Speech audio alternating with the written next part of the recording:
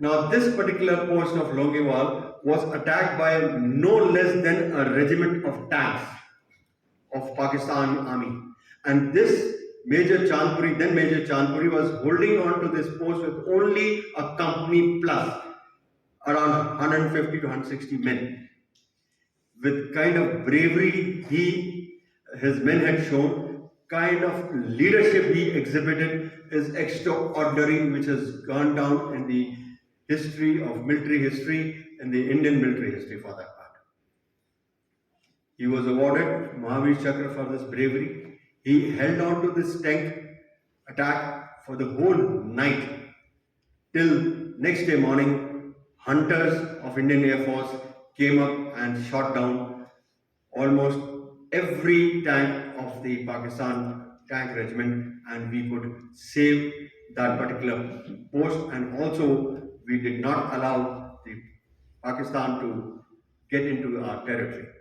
This is one battle, and the second aspect which I wanted to talk about the Western Front was the naval blockade. Next, please. Naval blockade. This was done by the Indian Navy. They attacked the Karachi port, destroying almost 7 to 8 Pakistani Navy vessels. They damaged the oil tanker there in the Karachi airport. There was a total confusion in the Karachi airport to an extent that Pakistan Air Force shot down their own Indian naval ship off the coast of Karachi. They did not know whose ship is this. They thought it is Indian ship and they destroyed. It was such a commotion, so much of confusion in the Karachi port, where there was no coordination between the Air Force and the Navy of the West Pakistan Army. We created a mayhem. This was under Op Trident, and later on there was another operation conducted on 8th of December where we had finished the Karachi airport. We did not allow even a single ship to move out from there. Similarly, now I'm moving on to the East Pakistan battle. Similarly, we had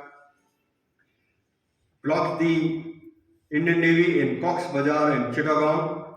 We had moved in our aircraft carrier Vikrant, INS Vikrant, and this also made the Indian Navy in East Pakistan absolutely unusable.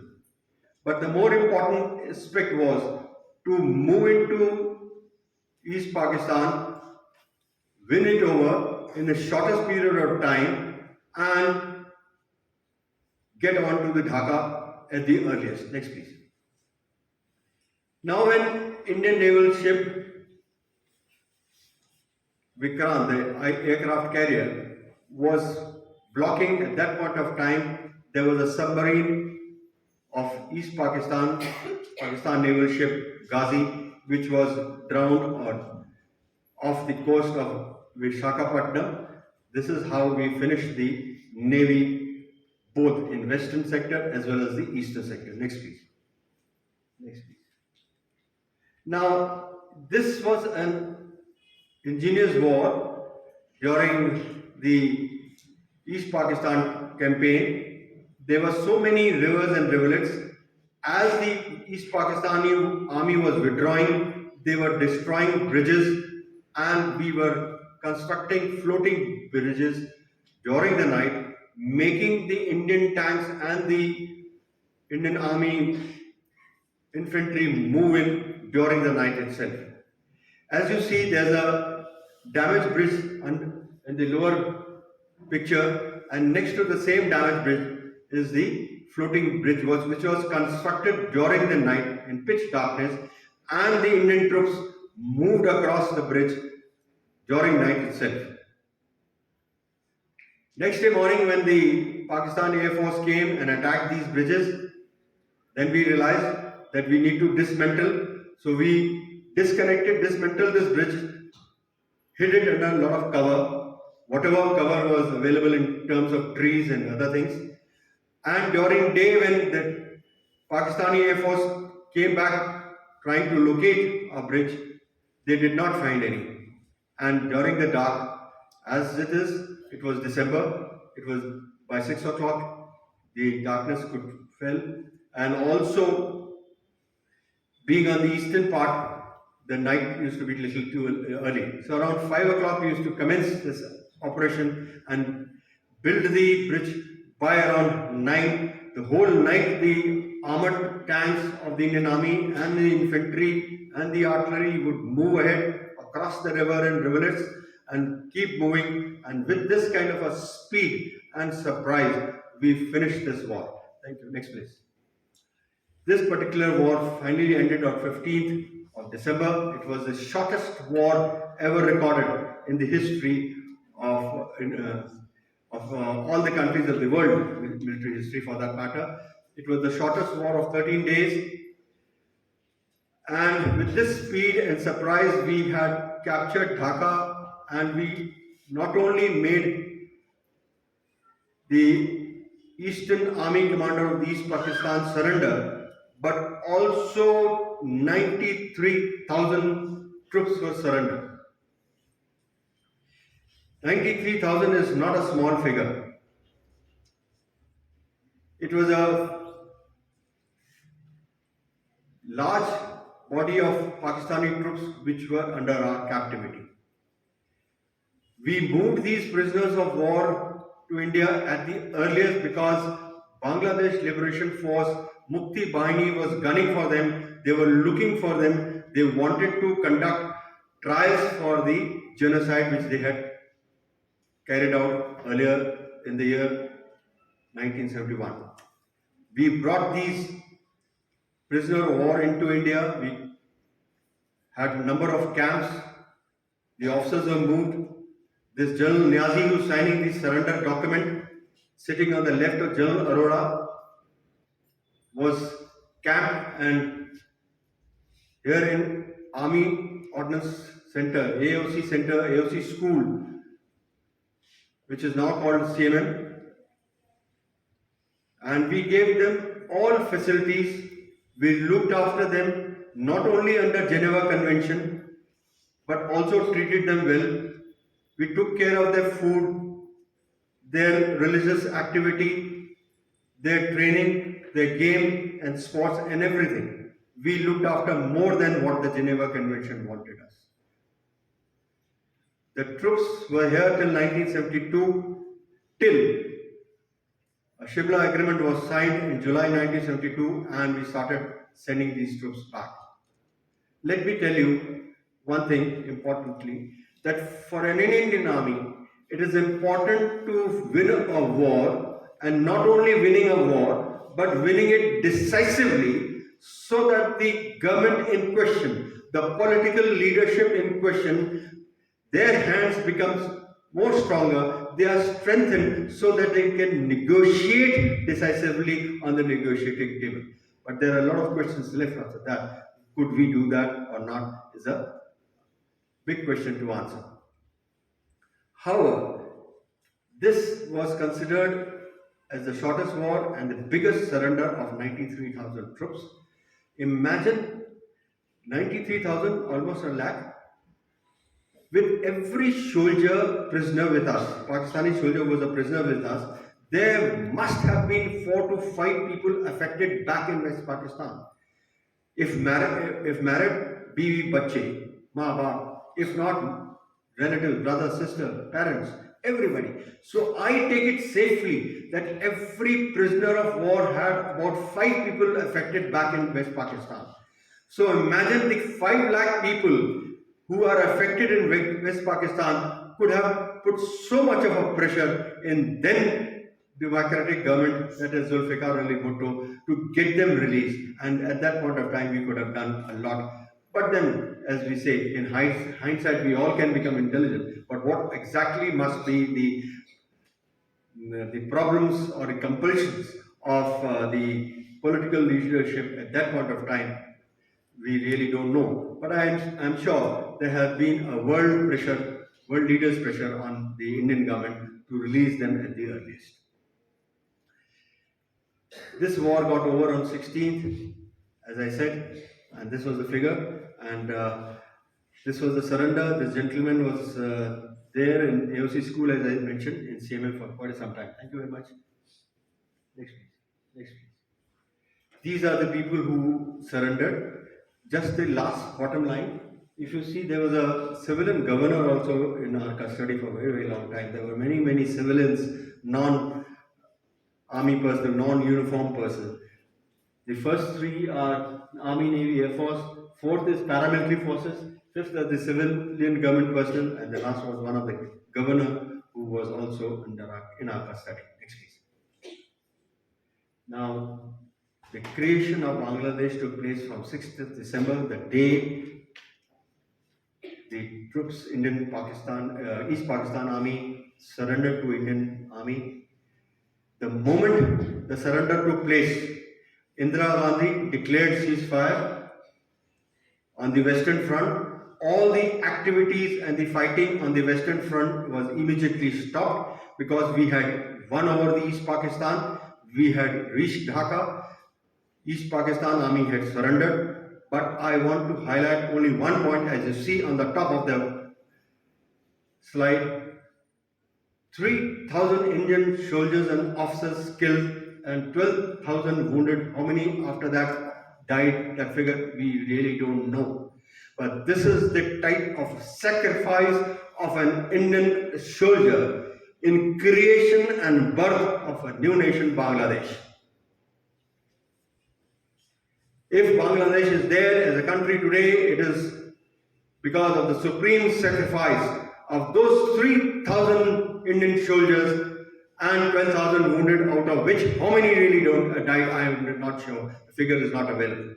So this is the kind of a sacrifice the Indian soldiers had given in creation of a birth of a new nation, Bangladesh. As a citizen, as the future generation of this country, you should be not only knowing it, you should be aware and also should be proud of the Indian Army who had fought so valiantly. And there are a huge number of stories of bravery which I can narrate till the cows come home. So thank you, ladies and gentlemen, for bearing with me, trying to run through this Indo-Pak 1971 war, primarily in this Golden Jubilee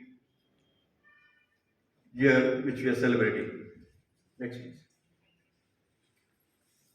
Now, how many of you are, this is all, I'm told, BA?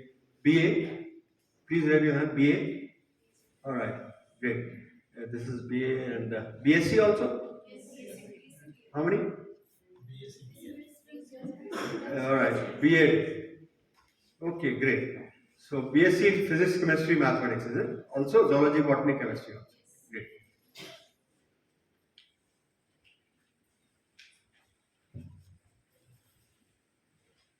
Great. Army is a great place to serve. Why it is so? Give me 15 minutes of your time and I'll try and cover it as fast as possible. Father, in case you wish to leave, you may, whenever you feel like. Right. The Indian Armed Forces are broken into three parts: the Indian Army, the Indian Navy, and the Indian Air Force. Right. The Indian Navy, next please. The Indian Navy celebrates their Navy Day on 4th of December, the day they had conducted this Op Trident on the Karachi port during 1971 war, which I gave you the picture and a little brief. The Indian Army celebrates their the Army Day on 15th of January, the day General Busher, the British general, handed over the command of Indian Army to the Indian General, General Karyappa. So that is the day we celebrate, and Indian Air Force is celebrated on 8th of October. Next please. Now why should you join? There are few points which I'll try and cover it up as best as possible to convince you, and then come to how, as a BA or a BSc or a BEd or a law student also, if I'm not wrong, yeah? No. So even law students can join in an army, and I'll try and give you a brief. Now, what is the importance of joining army? As I listed, the first is the self-esteem. Before just coming over, we were talking and discussing in Father Ben's office. the kind of self-esteem a person gets, that he or she is a member of the Indian Armed Forces. Very sense of pride, very proud feeling one gets. That self-esteem lets you grow and into in your confidence. Your family becomes very proud of you. The social status improves in your village, your mohalla, your town, wherever you belong to. Your parents are proud in telling the people that here it is, my son or a daughter is part of the Indian Army or the Indian Armed Forces, Air Force, Navy, anything. The self-esteem, the social status, everything grows. The aura around the armed forces is extraordinary. Then the pride and bravery is, of course, there. When there's a self-esteem, there's enormous confidence that gives you sense of pride and bravery to do whenever and whatever you wish to do in your life. You get an opportunity to serve the nation. Well, not necessarily when you are serving in the armed forces that you get an opportunity to serve the nation. You can do so otherwise also, as long as you don't fall into the system of corruption. This is my sense of duty. This is my thinking of sense of duty for the nation. So you can serve the nation anyway, as long as you don't fall into the system of corruption. But at the same time, this gives you a direct opportunity to be part of the country, to be part of the bravery. As we all, even today, 50 years have gone by, are passing out. We are getting together on 16th in Military Academy, Dehradun. I'm leaving tomorrow. There we all get together, trying to feel how proud we are, how many of us feel proud and lucky that we were part of the 1971 operations, or later on the part of the Kargil operation, or in the part of Meghdut, which was in Siachen Glacier, which was in the quiz. So we all feel very proud that we were part. We always say that we were lucky that we were inducted into the battlefield. So that is the kind of sense of achievement one gets. Quality of life and disciplined life, both are important. You become so disciplined that your day is absolutely as per your desire. Your conduct, your behavior, your dealing with people, your personality, everything gets groomed to a level where you can be very proud of yourself. This is the kind of disciplined life which you lead. Within the framework, if you lead your life, it makes a very great success and very contented person in your life. Quality of life is extraordinary. No comparison to any job, government or otherwise. Even private jobs may be giving you enormous money, but the quality of life is absolutely nothing in comparison to the quality of life which we lead in Indian Armed Forces. The interaction with the senior officers, the conduct, your children, environment in which they grow, your families in the environment in which they live. Your family means your wife and children, the children in which they grow, the schooling in which they get.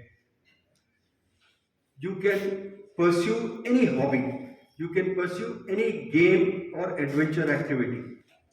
You can move into your adventure activity like mountain climbing, whitewater rafting, motorcycle, cycling expedition, name it and you can do it. Also,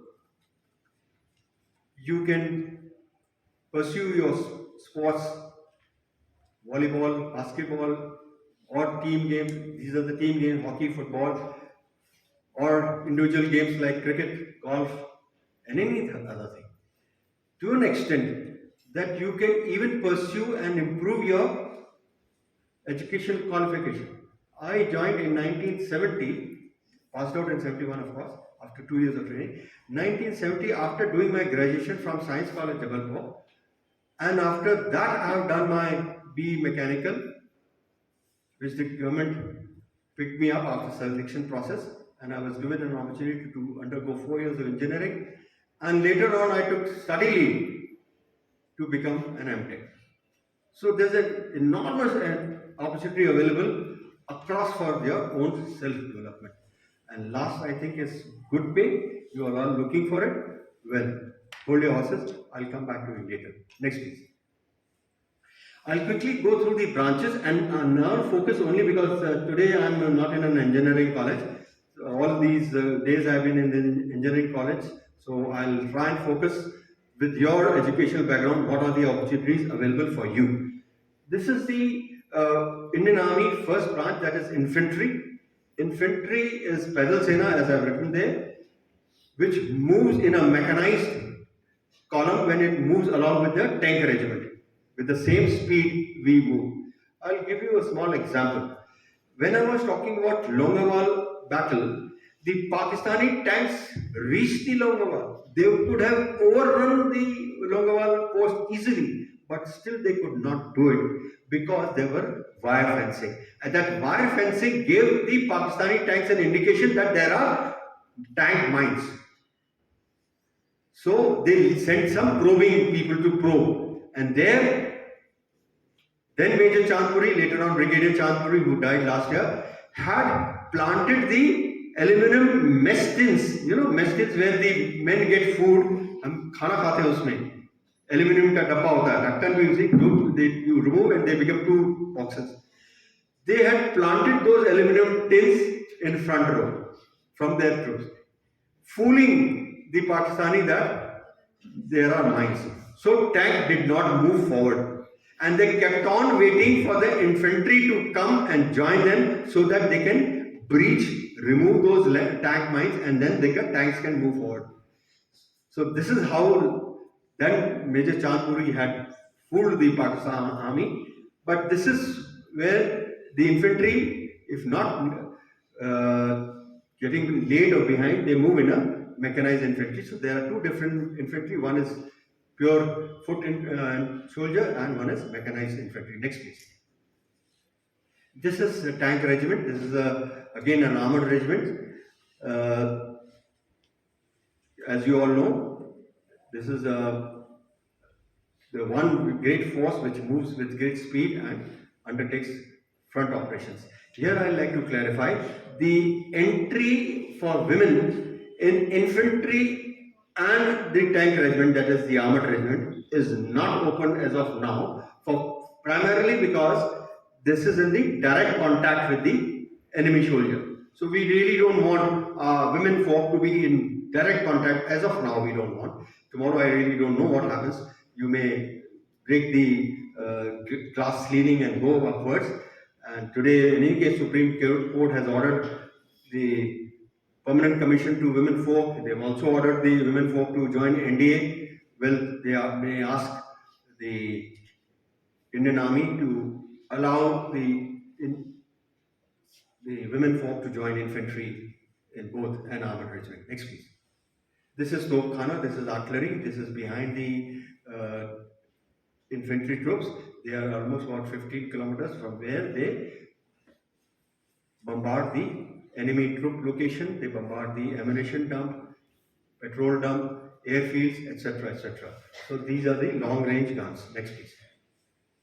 These are the other branches which are apart from these fighting branches. First is the engineers branch, in which civil engineer and mechanical engineers go. They are the people responsible for making the bridges, making the roads, and removing the land mines, tank mines, and anti-personnel mines. Next is signals communication, where the ICT communication engineers are allowed to join. This is known as signals, and they are meant to take care of the communication of the Indian Armed Forces. Next, this is supply. This is open to all. The first 2 are open only to the civil and mechanical engineers. Second is open to the telecommunication engineers. Third is open to all, even open to women folk, that is joining ASC. They are responsible for arranging and providing rations and fuel. Next is ordnance, supply of ammunition and clothing. They are the people here also. The women folk are permitted to join the ordnance. Next is maintenance engineers. They are the people who take care of the maintenance and repair of all equipment, starting from small weapon to medium regiment to tanks to guns to radars and what have you, all vehicles, everything is to be taken care of, repair and maintenance done by EME. Next is medical AMC, of course, is only meant for medical students. And last is education. There, if you're a B.Ed or a M.Ed, you can join. Next is legal. If you're a law graduate, you can also join intelligence branch, where technical and non-technical, everybody moves in. Next, please. These are the branches open to women officers. Army Education Corps for all B.Ed, then Ordnance, which I explained, the clothing and the ammunition, intelligence branch, the engineers branch, but engineers only technical graduate, that is the engineering graduate, aviation, EME, both engineering graduates are permitted. ASC, you can join as a BA, BSc student. Signals, you can join only as a telecommunication engineer. AAD, that is Army Air Defense, and JAG is Judge Advocate General, this is for the legal branch of Indian Army. Next, please. These are the training pictures of the women folk. I primarily think that the men are motivated enough, but I need to motivate the girls to join Indian Army. So I have brought pictures only for the women folk undergoing training at OTA, that is Officers Training Academy, Chennai. Next, please. These are the pictures of the Indian Army women officers. Next, please. These are the branches in Air Force. The Air Force again has two parts. One is the flying branch, which is executive branch, where the women inductees are there, men are there who join and get trained in that executive branch for flying helicopters, for flying transport planes, and also to fly fighter planes. In addition to this, next please. In addition to this, there are two more branches, engineering branch and the administrative branch. Engineering branch is primarily meant for the engineering students. Admin branch is open to all BA, BSc, B.Ed and legal students. Next, please.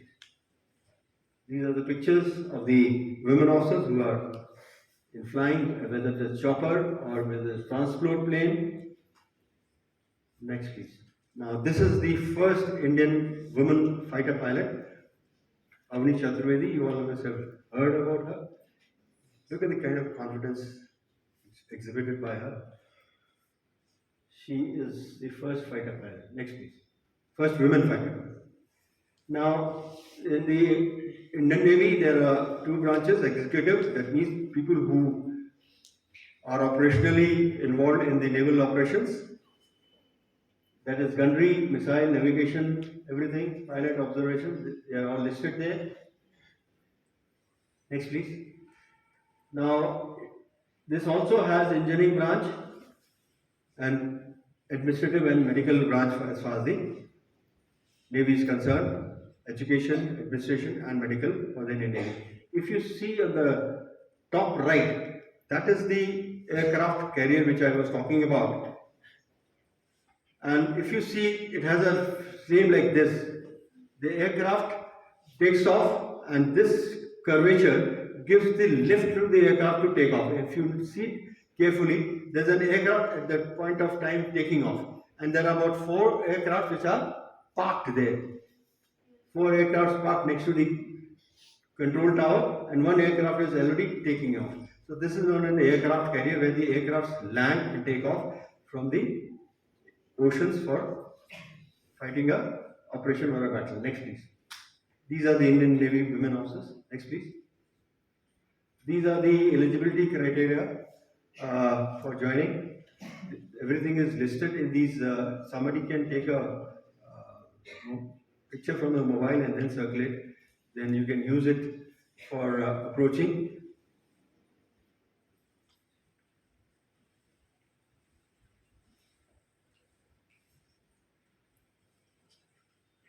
I am only suggesting for the officers to join, right? Okay.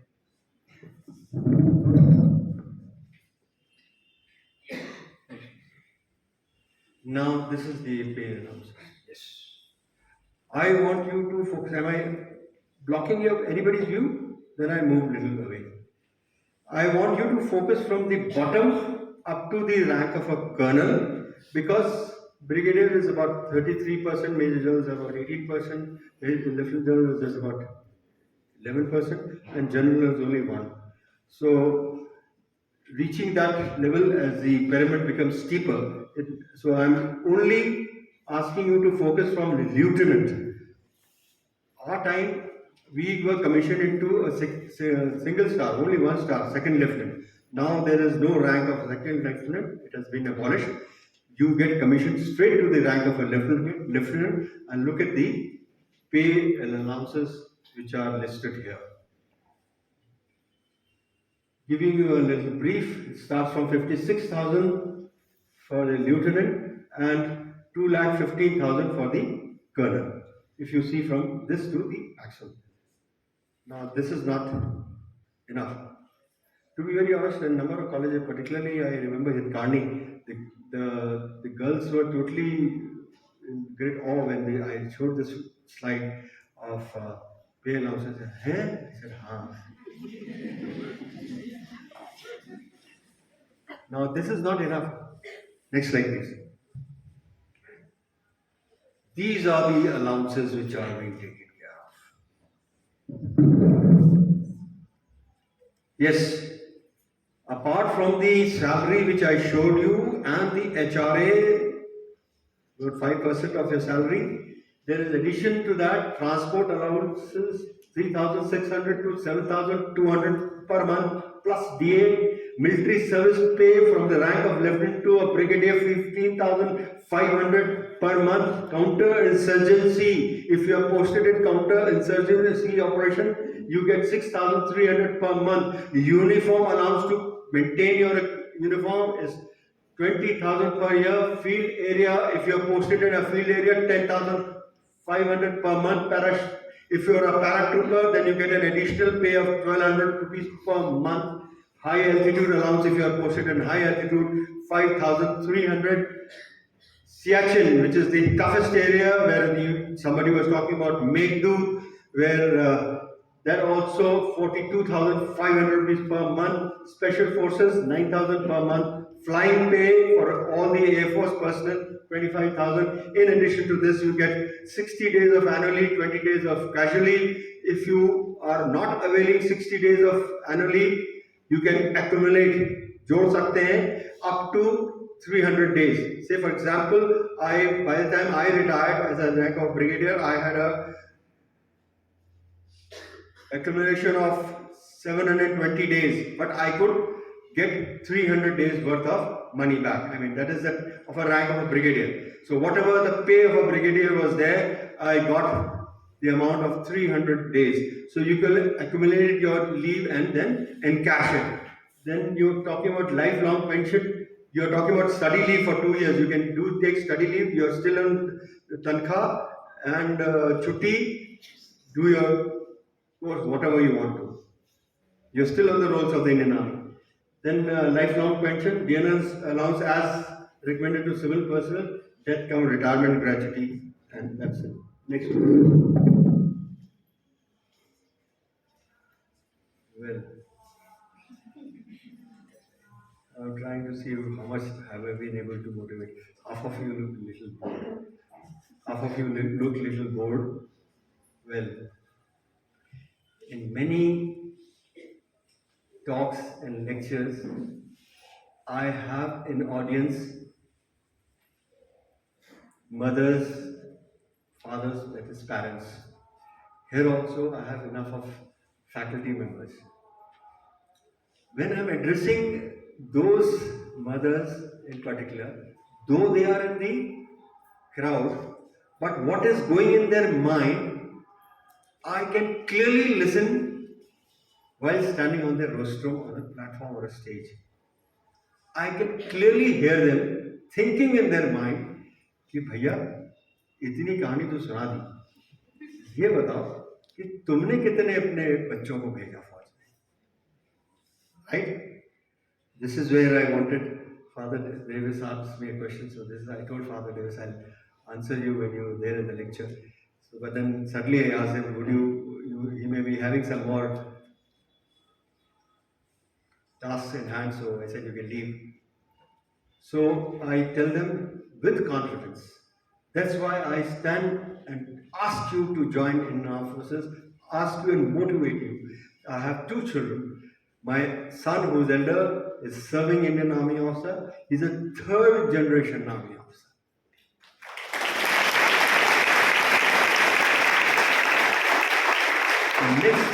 Next is my daughter, who's a freelance journalist, is married to an army officer. So I know what I'm talking about. I know when I'm motivating that you, as a student, think this as a career. This option is extremely good, very satisfying, and you'll be a very happy, contented person when you join the Indian Armed Forces. So once I tell these people and they clap the way you did, the second question comes up in their mind, the mother's mind, which they don't ask me, but I can hear standing here quite aloud, कि भैया तनख्वाह ठीक है तुमने भेज दिया पर risk भी तो है. So my point, ladies and gentlemen, risk, you must understand, we do not fight any battle foolhardily. Not like films. Salman Khan की तरह नहीं कि कमीज उतारी और some bloody weapon को आओ मुझे मारो. No, it doesn't happen. It doesn't happen like that. It's with very calculative, planned, tactically sound way we fight a battle.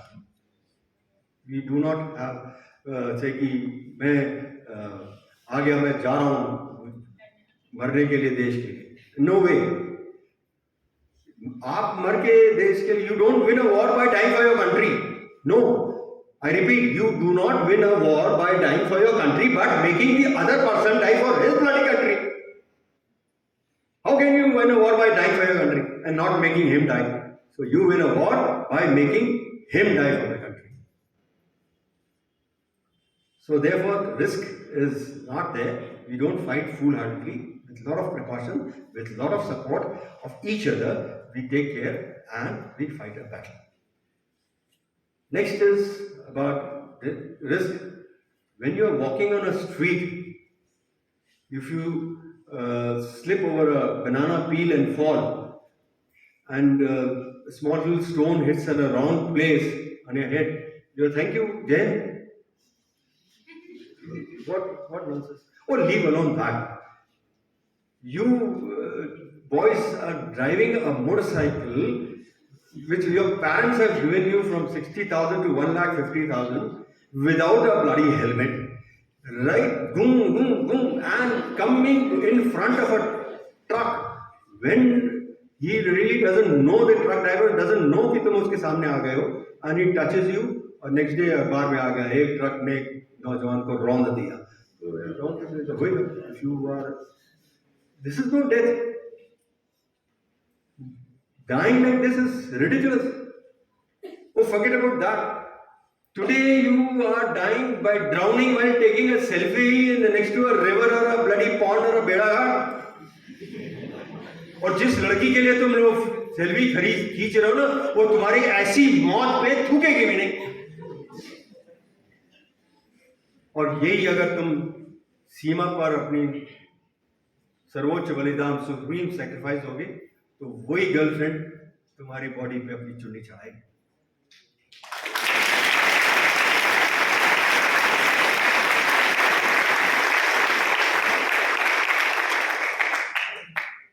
एक बात है, फैशन है आजकल. फैशन ये है कि not to stand, not you girls, not you boys, I mean not this school, but there is, of course, I have found this trend amongst youngsters, कि they don't want to stand up whenever there's a flag hoisting or national anthem being played. They say, I'm nationalist, I'm patriotic, I don't have to show off by standing and respecting the flag or national anthem. I am patriotism in my heart. I don't have to wear patriotism on my sleeve. I don't have to show. My answer is, my dear friends, firstly, when you respect your parents, don't you exhibit by bowing down in them or touching their feet? Don't you exhibit that?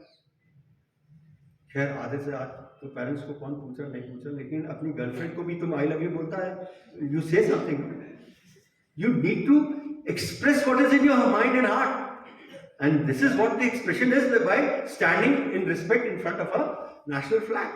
That's what I'm asking for. Small favor. If you are not standing in respect of a national flag, you are disrespecting that soldier who has laid down his life in the front borders and the frontiers in the supreme sacrifice for the security and safety of a country. You are disrespecting. आप उस जवान का अपमान कर रहे हैं जिसने कि सर्वोच्च बलिदान दिया है सीमा पर आपकी सुरक्षा के लिए। आप क्या समझते हैं कि ये राष्ट्रध्वज हवा में लहरा था? नहीं, ये हवा के कारण से नहीं लहरा था। जानते हैं, सीमा पर सर्वोच्च बलिदान देने वाले उस सैनिक की आखिरी सांस के कारण लहराता है।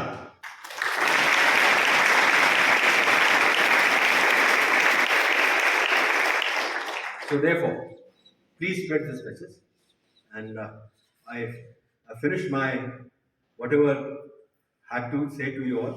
My talk is over. One small message, that whenever you sit down to have your meal, you always say your prayers to the Almighty Lord, thanking Him for providing food to you. But please do think and consider thanking that farmer. उस किसान को धन्यवाद दीजिए जिसने परिश्रम और मेहनत करके आपके थाली तक, आपके प्लेट तक वो अन्न लाया है। The grain which has reached, the food which has reached on a plate, it is primarily because of that farmer.